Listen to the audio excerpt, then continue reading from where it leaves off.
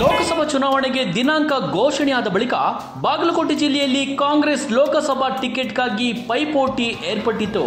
ಅಂತಿಮವಾಗಿ ವೀಣಾ ಕಶ್ಯಪ್ಪನವರ್ ಹಾಗೂ ಸಂಯುಕ್ತ ಪಾಟೀಲ್ ನಡುವೆ ತೀವ್ರ ಪೈಪೋಟಿ ನಡೆದು ಅಂತಿಮವಾಗಿ ಹೈಕಮಾಂಡ್ ಸಂಯುಕ್ತ ಪಾಟೀಲ್ಗೆ ಟಿಕೆಟ್ ನೀಡಿದ್ದಾರೆ ಎಂಬ ಸುಳಿವು ಸಿಕ್ಕ ತಕ್ಷಣ ವೀಣಾ ಕಶ್ಯಪ್ಪನವರ ಬೆಂಬಲಿಗರು ರಸ್ತೆಗಿಳಿದು ಪ್ರತಿಭಟನೆ ನಡೆಸಿದರು.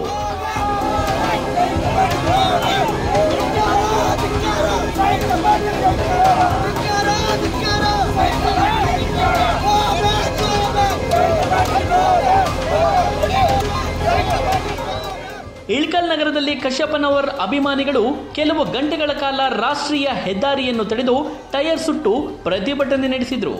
ಗೋ ಬ್ಯಾಕ್ ಸಂಯುಕ್ತ ಎಂಬ ಘೋಷಣೆಗಳೊಂದಿಗೆ ಹಾಗೂ ಟಿಕೆಟ್ ತಪ್ಪಿಸಿದ್ದ ಜಿಲ್ಲಾ ನಾಯಕರ ವಿರುದ್ಧ ಘೋಷಣೆಗಳನ್ನು ಕೂಗಿದರು.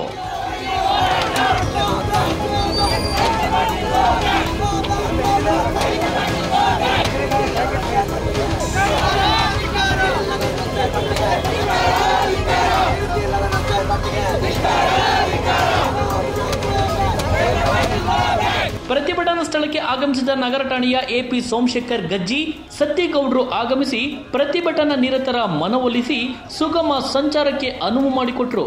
ಈ ಸಂದರ್ಭದಲ್ಲಿ ಕಾಂಗ್ರೆಸ್ ಪಕ್ಷದ ಕಾರ್ಯಕರ್ತರು ಹಾಗೂ ವೀಣಾ ಕಶ್ಯಪ್ಪನವರ್ ಅಭಿಮಾನಿಗಳು, ಎಸ್ಆರ್ಕೆ ಅಭಿಮಾನಿಗಳು ಪ್ರತಿಭಟನೆಯಲ್ಲಿ ಪಾಲ್ಗೊಂಡಿದ್ದರು.